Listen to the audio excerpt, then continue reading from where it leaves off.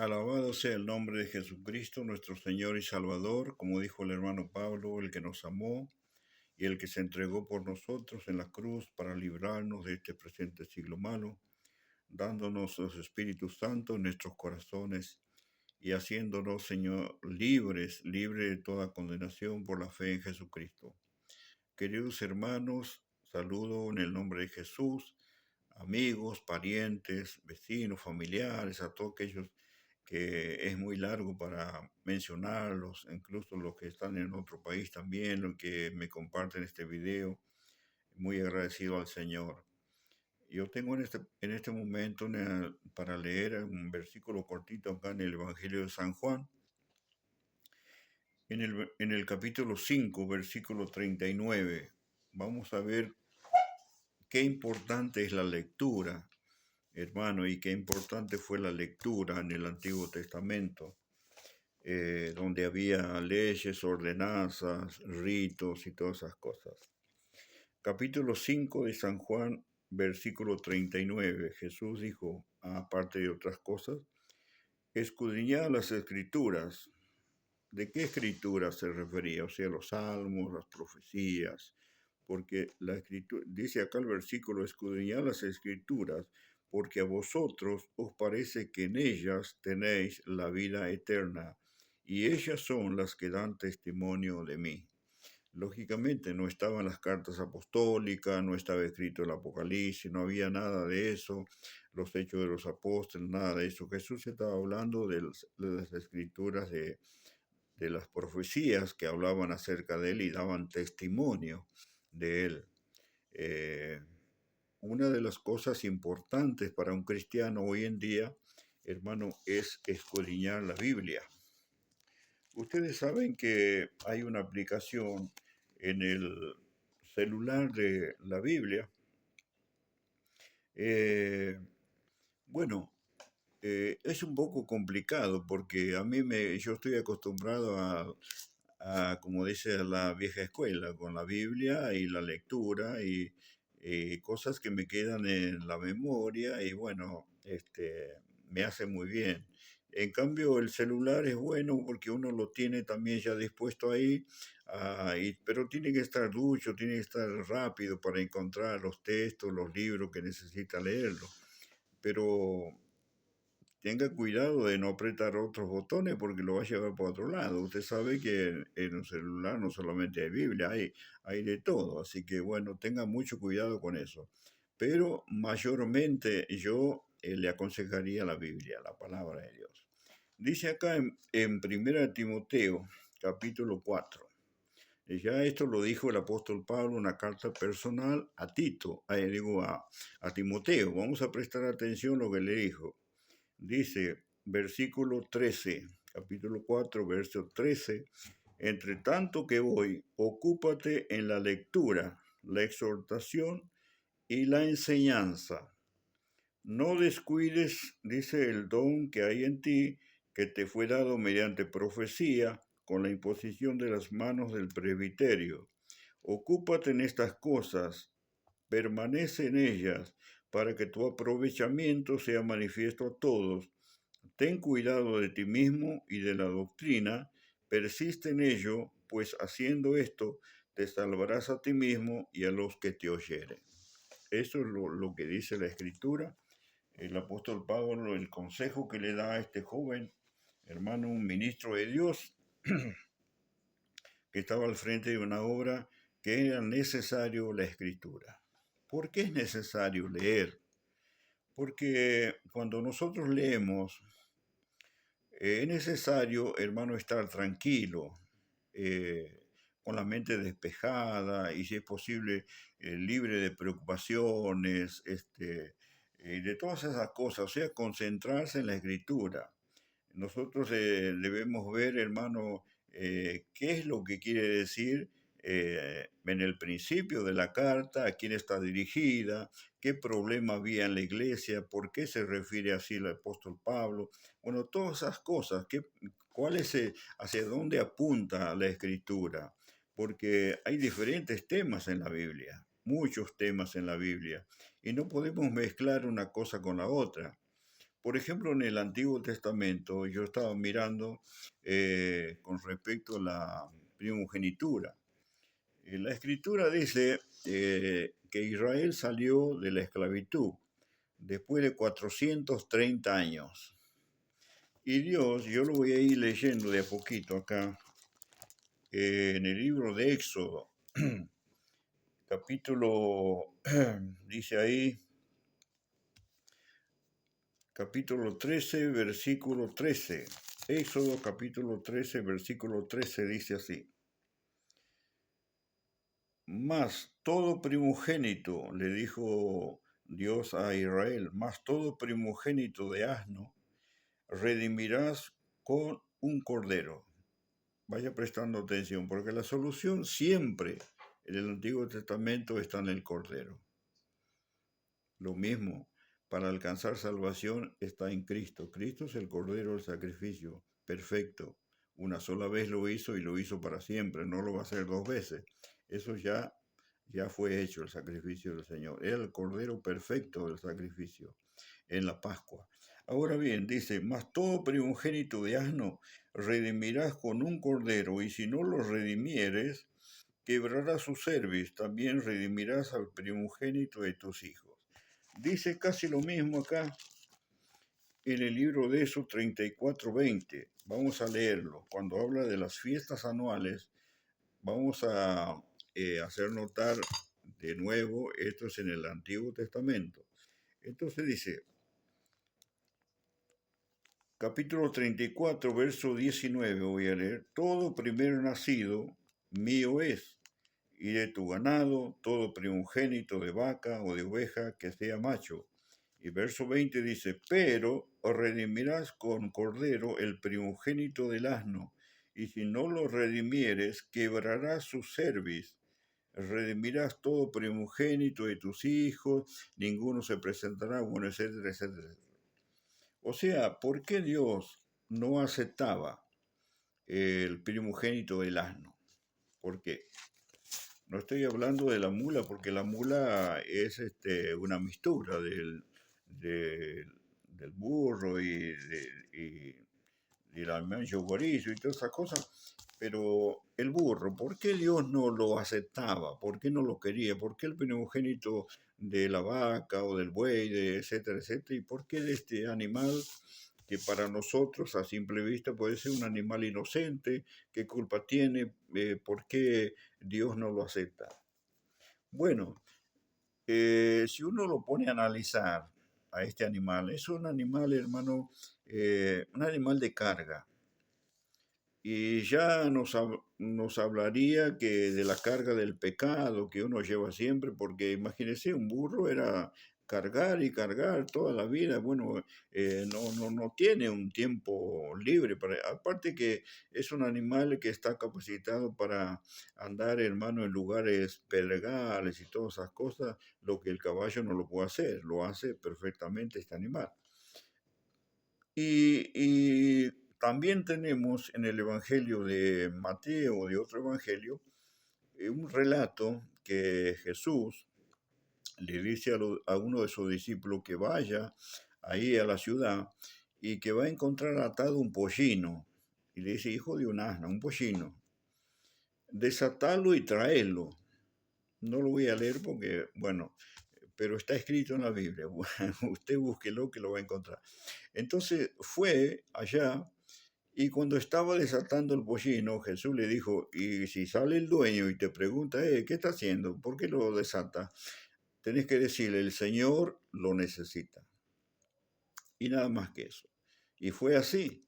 Encontró el pollino atado y ahí lo estaba desatando para llevarlo a Jesús. Y sale el dueño y le dice, ¿por qué está desatando el animal? Ese es mío. Estaba ahí en Jerusalén, el dueño había llevado el burro. Y le dice el discípulo, creo que era Pedro, le dice, el Señor lo necesita. Eso es un mensaje muy importante para nosotros. El Señor lo necesita. Te necesita a ti, me necesita a mí. ¿Para qué? Para anunciar las nuevas, las virtudes de la luz admirable que es Jesucristo, la palabra. Por eso tenemos que estar nutridos de la palabra, leer la Biblia, escudriñar las escrituras, porque si uno no escudriña la Biblia, ¿qué va a aprender? ¿Qué va a enseñar? ¿Qué va a decir? Yo a veces tengo, hermano, vamos a decir, para ser un ministro de Dios, número uno, es el llamado de Dios. Número dos, sentado. ¿Para qué? Para aprender. Número tres, capacitado. Y número cuatro, enviado. O sea que Dios no te va a enviar si no te capacita, no te prepara. Es por eso que necesitamos entregarnos en la mano de Dios para que Él nos capacite, para que nos enseñe, nos dé sabiduría, nos corrija, nos prepare. Porque no es solamente, hermano, gritar en los púlpitos y caminar de aquí para allá como un caballo desbocado. Estamos, hermano, ministrándole la palabra a la congregación, a la iglesia comprada y lavada con sangre. El ministro tiene que ser discreto, tiene que presentar el mensaje claro, preciso y que la gente pueda oír el mensaje, adaptar el mensaje de acuerdo al oyente, a la capacidad del oyente, porque el pastor conoce sus ovejas. Eso es lo que quiero decir por un lado. Entonces, hermano, no quiero decir con esto que usted nunca lee la Biblia, ¿no? Yo sé que hay muchos buenos lectores de la palabra de Dios. Pero vamos a seguir avanzando con esto. ¿Por qué digo esto? Porque voy a leer algo acá que me parece muy importante en el libro de Jueces. Vamos a mirar acá el libro de Jueces. Está un poquito más ahí después de Josué. Está el libro Jueces. Acá dice capítulo 11. Ustedes saben que Jefté era un juez de Israel. Y por lo que yo veo, hermano, no solamente Jefté, sino el padre, desconocía las escrituras. ¿Y por qué a veces se cometen equivocaciones? Se han cometido equivocaciones en el Antiguo Testamento y hoy en día también se cometen equivocaciones, hermano, porque uno ignora las escrituras. Si conoceríamos las escrituras, hermano, nos ahorraríamos pero un montón de problemas. Y en esto también me involucro yo, porque yo necesito aprender, necesito conocer lo que Dios pide de mí cada vez más. Porque no es así nomás, hermano, cualquiera nos enseña la palabra. Tenemos que enseñarnos a nosotros mismos primero y dar a conocer. Eso es lo que le dijo Pablo a Timoteo. Enseñando esto te salvarás tú mismo y salvarás a los demás. O sea que hay que enseñar tal cual como está escrito en la palabra. Eso es lo que quería decir. Ahora, el caso de Jefté, nosotros lo conocemos, no hace falta que lo lea, capítulo 11 del libro de Jueces. Dios estaba con él. Ya pasó la historia de cuando era chico, todo. Bueno,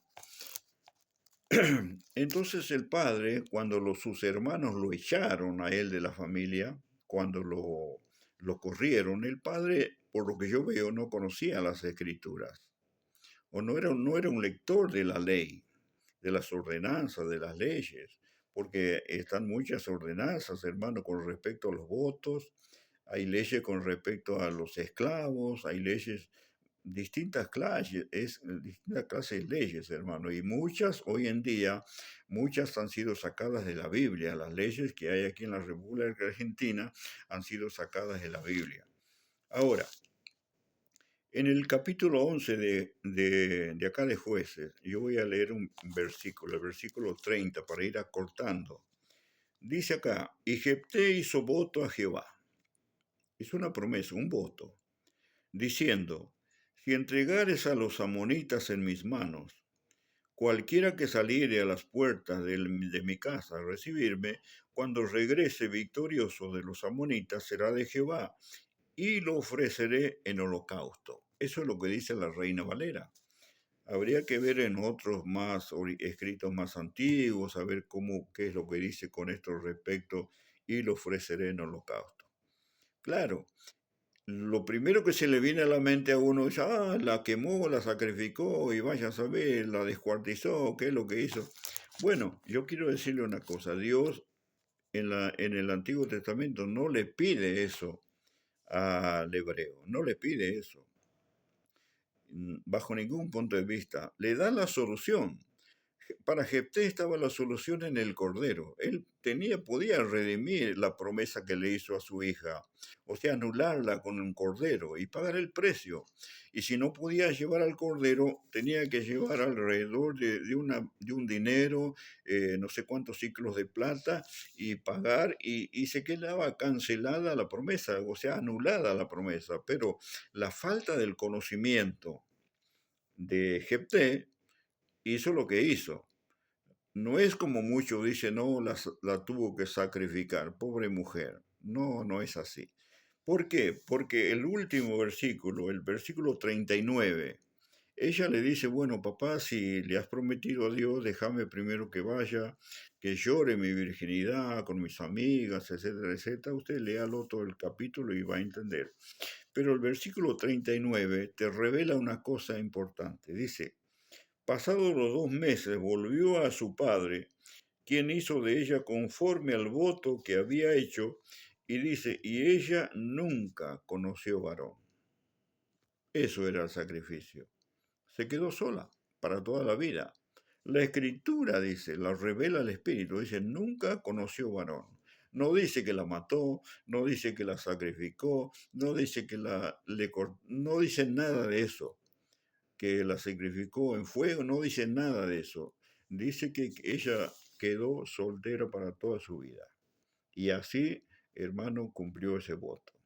Pero si él hubiera leído un poco más, hubiera encontrado que la solución estaba en el Cordero. Claro que sí. Hermano, ¿qué hacía ese hombre en Jerusalén? ¿Qué hacía ese hombre en Jerusalén? Buscando un Cordero. ¿Por qué? Porque ¿qué culpa tenía el alemanito que estaba ahí? Él conocía la ley que decía, bueno, si no consigues el Cordero para redimirlo, sácate, cortale el yugo, la nuca, su cerviz, y yo no lo quiero, decía Dios. No lo quiero como el primogénito, no lo acepto. Ahora, hermano, este hombre fue a Jerusalén y para su sorpresa, ¿sabe qué? Para su sorpresa, encontró al Rey de Reyes, al Rey de Gloria, al Cordero que quita el pecado del mundo, aquel que lo presentó Juan el Bautista, y aquí el Cordero que quita el pecado del mundo. Y estaba hablando de Jesús. Dice, yo no soy digno de desatar la correa, hermano, de su sandalia. Eso es lo que dijo Juan. Y Jesús cuando habla ahí en el Evangelio de San Juan dice, y Juan era una antorcha, dice, que ardía, y ustedes se regocijaron por un tiempo, y él dio testimonio de mí. Y dice la escritura también da testimonio de mí. O sea que Jesús no se daba testimonio a él mismo. Él podía haberlo hecho, pero él no. La escritura daba testimonio de él. Si nosotros queremos, hermano, presentar a Jesús, debemos hacerlo por medio de la escritura. ¿Acaso no dijo el Señor, el que cree en mí, de su interior correrán ríos de agua de vida? Así dice, el que cree en mí, correrán de su interior ríos de agua de vida. No dice el que cree en mí como dice fulano, fulano, el como dice la escritura de mí, correrán ríos de agua de vida. Entonces eso va a suceder cuando nosotros estemos empapados de la escritura y anunciemos las cosas verdaderas, la sana doctrina. ¿Por qué? Porque todas estas cosas, hermano, del Antiguo Testamento, con respecto a los votos, ya no tengo necesidad de hacer votos. ¿Por qué Jacob hizo un voto? Él también es un voto apresurado. Y Dios le mostró en un sueño que dice, yo no te voy a dejar, estaré contigo siempre. Tantas promesas que le hace Dios. Él se despierta, lo primero que hace un voto. Si fuere Dios conmigo, si me diere pan para comer, vestido para vestir, yo le prometo esto, esto y esto, el diezmo y qué sé yo, un montón de cosas. Si cumplió no lo sabemos. Pero ¿qué necesidad tenía? ¿Acaso no le dijo Dios, yo estoy contigo? ¿Qué necesidad tengo yo de hacer voto? No tengo necesidad de hacer pacto tampoco. Aparte que todo hombre es mentiroso. ¿Qué pacto puede hacer con un Dios justo y verdadero? El que hace el pacto es Dios con el hombre. A través de toda la historia lo podemos ver. Con Abraham, con Noé, con David. Dios es el que hace el pacto. Y lo que él promete lo cumple. El hombre es tan mentiroso, hermano. Y promete y promete. Bueno, mi mamá tenía un dicho. Dice, el hombre promete con la mano puede hacer un castillo, dice. Con la boca puede hacer, qué sé yo, montó un palacio, dice, pero después no cumple nada. Bueno, dejemos eso ahí. Sigamos con lo que dice la Biblia. Vamos a leer aquí, hermano, un poquito más atrás de esto que estamos leyendo. Y acá viene lo importante, Deuteronomio capítulo 21. Yo solo quiero, hermano, resaltar eh, la necesidad que tenemos de la lectura. Eso es lo que me interesa, que usted entienda que somos necesitados de Dios, pero ¿cómo? ¿De qué manera vamos a recibir más de Él? Leyendo la Biblia, la Escritura. Capítulo 21 de Deuteronomio, versículo 15. Vamos a ver, punto número 1. El versículo 18 habla de otro tema y el versículo 22 de otro tema. Versículo 15 dice así. Si un hombre, por ejemplo, el padre de Jefté, a eso estamos hablando. Si un hombre tuviere dos mujeres, ¿ve? Como en este caso, la una amada y la otra aborrecida, y la amada y la aborrecida le hubieran dado hijos, una le dio Jefté y la otra mujer le dio otros hijos, ¿verdad? Las dos mujeres le dieron hijos. Ahora dice, y el hijo primogénito fuere de la aborrecida. ¿Qué pasaba? Si el primogénito, Dios dijo no, aunque sea de la aborrecida, pero es el primogénito. Nadie puede decir, no, descartemos eso, Dios está diciendo otra cosa, yo no lo acepto, el primogénito tiene que ser de mi amada. Pero la ley acá te dice que el primogénito, aunque sea de la aborrecida, Dios lo va a tener siempre como primogénito. ¿Ven? No podemos ir en contra de la escritura. Está en el Antiguo Testamento. Cosa que el Padre desconocía. Porque si el padre conocía esta escritura, lo hubiera defendido a Jefté de sus hermanos que lo odiaron, lo corrieron, lo desterraron, hermano, y él, pobre, se fue a vivir con los vagabundos y anduvo ahí. Bueno, dejemos a un lado eso. Dice así, y el hijo primogénito fuere de la aborrecida. En el día que hiciere heredar a sus hijos, lo que tuviere, no podrá dar el derecho de primogenitura al hijo de la amada, con preferencia al hijo de la aborrecida, que es el primogénito. Mas al hijo de la aborrecida reconocerá como primogénito, para darle el doble de lo que correspondiere a cada uno de los demás, porque es el el principio de su vigor, y suyo es el derecho de la primogenitura. ¿Qué me dice usted? La escritura dice que el derecho de la primogenitura es de Jefté. ¿Ve?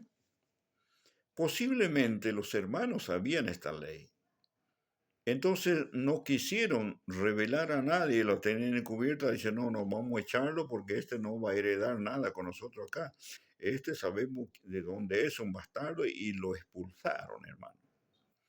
Ve las consecuencias que trae la falta de conocimiento de la escritura, eso ya viene desde el Antiguo Testamento. ¿Por qué? Voy a dejar esto un cachito. ¿Por qué el sacerdote Elí, no sé si ustedes se acuerdan, cuando nació Samuel, Ana hizo un voto a Dios, le prometió, si me dieres un hijo, Señor, yo lo voy a dedicar a ti. Cumplió la promesa que hizo. Nació Samuel, lo llevó al templo cuando fue destetado y ahí estaba, el niño creció en el templo, sirviendo en el templo, hermano, haciendo limpieza y todas esas cosas. Y cuando él es joven, siente el llamado de Dios y él piensa que Elí lo estaba llamando. Y ve, le dice, acuéstate, yo no te llamé, y si vuelves a escuchar la voz, porque sintió como 3 veces el llamado de Dios, y le dijo el sacerdote, Señor, he aquí tu siervo, habla que tu siervo escucha. Y bueno, Dios ahí le habló. Y le dijo cosas duras, le reveló a Samuel. El sacerdote Elí, y yo, dice, yo lo voy a sacar porque él sabe, por el pecado de iniquidad que él sabe, porque no ha estorbado a sus hijos, no le dijo a sus hijos, no los estorbó, no los exhortó, no les amonestó, los dejó hacer con lo que quiera, porque los hijos del sacerdote dormían con las mujeres, hermano, ahí en el atrio, en la entrada del templo, dice la palabra de Dios, ahí está en el libro de Samuel. Y entonces, ¿qué dice la Biblia? ¿Qué decía la escritura con respecto a eso? ¿Qué decía?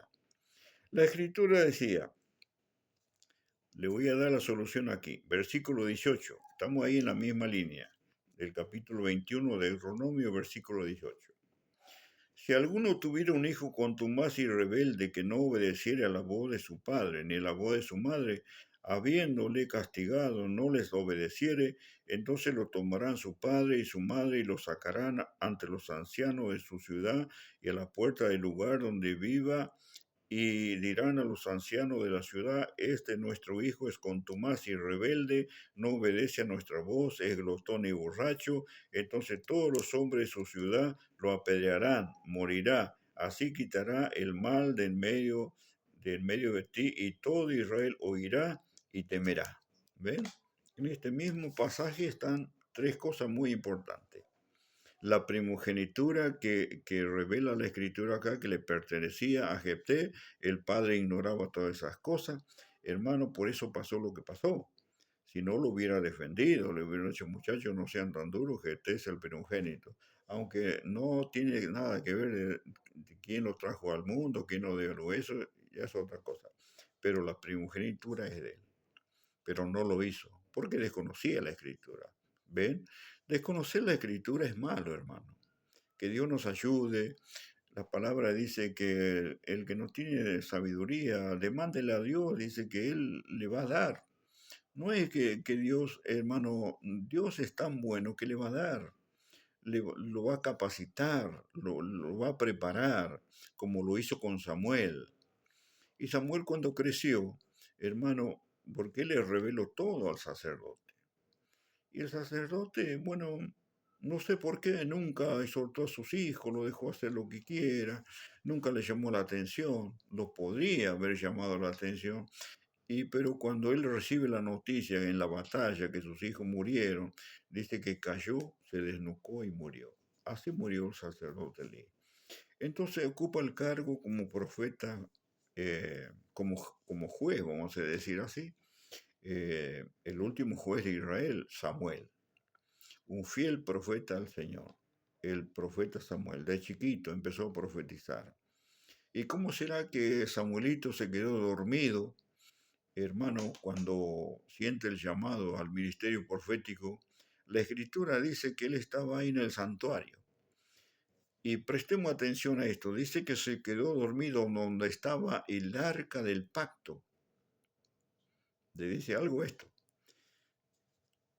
No se quedó dormido en el lugar santo, se quedó dormido en el lugar santísimo, donde estaba el arca del pacto. Nadie podía entrar al hermano el lugar santísimo, únicamente el sumo sacerdote una vez al año. Cualquier otra persona moría. Pero ¿por qué Dios no lo mató a Samuel? Porque Samuel estaba ya dedicado para Dios por su madre. Él lo había dedicado y Dios ya tenía un plan con Samuel. Entonces Dios lo llama ahí al ministerio profético, hermano, y lo capacita, lo prepara, hermano, lo instruye. Y Samuel fue un fiel profeta.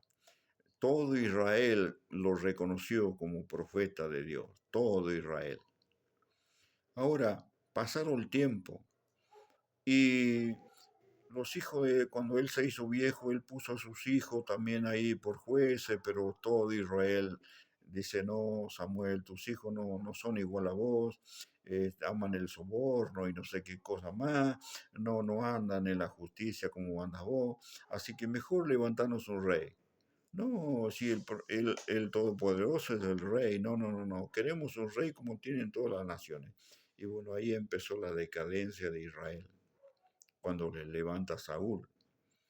Pero eso ya es una historia muy larga, pero vamos a continuar con esto, hermano. Versículo 22 ya habla de otro tema acá.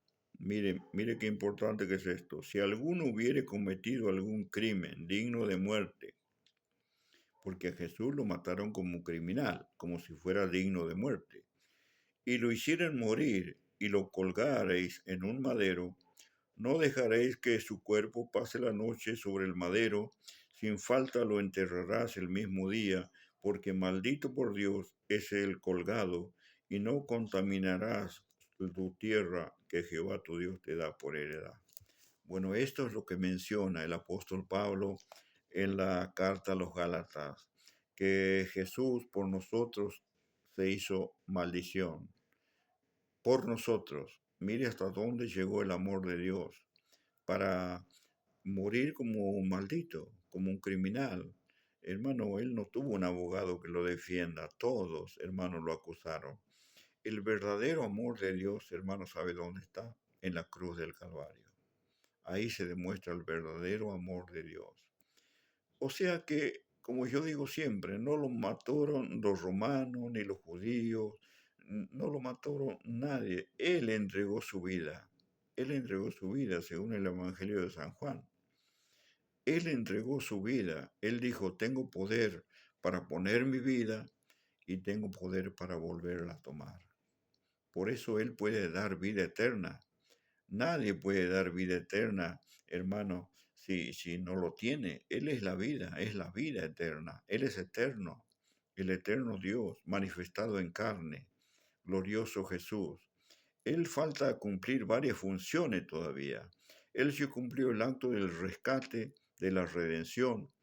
Eso quiere decir redención, rescatar. Nos rescató, hermano, de la condenación, nos libró de la condenación, del peso del pecado, y al pecado lo crucificó en la cruz. Él cargó el pecado de la humanidad y lo llevó a la cruz y ahí lo crucificó. Y no solamente eso, sino que todas estas ordenanzas, estas leyes de hacer voto, de hacer promesa y de hacer todas estas cosas, todo fue anulado. Colosenses capítulo 2, verso 14, ahí está todo lo que fue anulado, hermano, y triunfó, salió victorioso sobre las potestades celestiales. Nuestro Señor, Él nos va a llevar de triunfo en triunfo. Y hoy estaba mirando acerca, hermano, de las obras de la carne, y y uno tiene que luchar contra eso, porque si no, yo le dije hace poco a un hermano, si no, Cristo no estaría todavía cumpliendo la función de abogado. Así que no se, no se culpe, no se autocondene diciendo, no, ya no puedo solucionar mi problema, esto, no soy digno de esto, de aquello, no.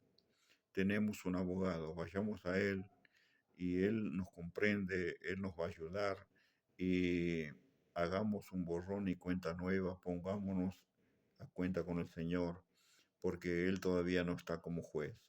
Esto todavía estamos a tiempo, hermanos, de ser regenerados, limpiados, purificados con el fuego de su Espíritu y vamos a la perfección. No es que somos perfectos todavía, ojalá, pero queremos conocer más de Dios y queremos recibir más de Dios y sabemos que nuestro Señor es tan misericordioso, es lento para la ira, dice el Antiguo Testamento, y grande en misericordia. Cada mañana son nuevas sus misericordias. Así que yo le animo, hermano, lea la palabra, lea la Biblia. Hay mucho para aprender. Los salmos, los proverbios son consejos, hermano, que nos sirve, pero para nosotros en este tiempo, las cartas del apóstol Pablo, el Apocalipsis es un libro revelador que revela quién es Jesucristo. Es muy bueno leerlo. El Apocalipsis quiere decir revelación. Eso es lo que quiere decir el Apocalipsis. Y cuando el apóstol Pablo dice, fui a Jerusalén por su segunda vez, según una revelación, está queriendo decir según un Apocalipsis, porque Dios le enviaba a hablar, eh, vamos a decir, en privado, con los que se creían ser los grandes apóstoles, hermano, y fueron apóstoles del Señor. pero el que recibió más de Dios, más conocimiento fue el apóstol Pablo, el apóstol que Dios nos dio a nosotros, hermano, y claramente están en los escritos, hermano, y él nos anima. No es que yo estoy diciendo lo que quiero, estoy diciendo lo que el consejo que dice él. Ocupémonos en la lectura, hermano, y mientras vivamos es bueno retener las instrucciones. Que el Señor le bendiga mucho, grandemente. Amén.